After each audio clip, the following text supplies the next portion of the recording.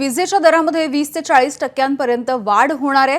अदानीला महाराष्ट्राचं वीज खातं आपल्या ताब्यामध्ये घ्यायचंय अशी एक टीका काँग्रेसचे नेते अतुल लोंढेंनी केली आहे। मात्र अतुल लोंढे भ्रम निर्माण करण्याचा प्रयत्न करत असल्याचं महावितरणचे स्वतंत्र संचालक विश्वास पाठक यांनी म्हटलंय।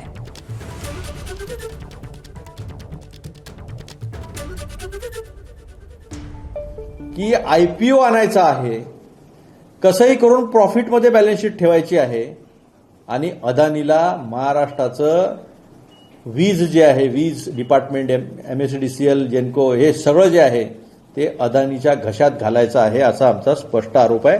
याच्यावर देवेंद्र फडणवीसांनी जे आहे ते क्लिअर करावं, हे खरं आहे की खोटं आहे।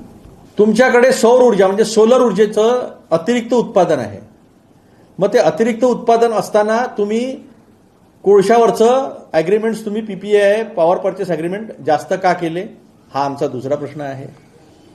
तिसरा प्रश्न हा आहे की पॉवर परचेस अग्रीमेंट करण्यापेक्षा तुम्ही बॅटरी स्टोरेज जर वाढवलं असतं तर दिवसभरामध्ये जी सौर ऊर्जा निर्माण होते ती स्टोअर करून तुम्हाला संध्याकाळी वापरता आली असती।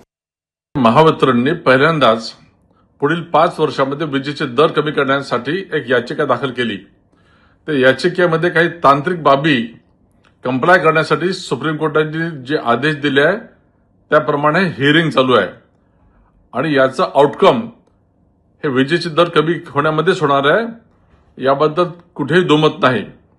अतुल लोंढेंना मी स्मरण करून देतो, त्यांच्या काळामध्ये महाराष्ट्र हा लोड शेडिंग उपभोगत होता।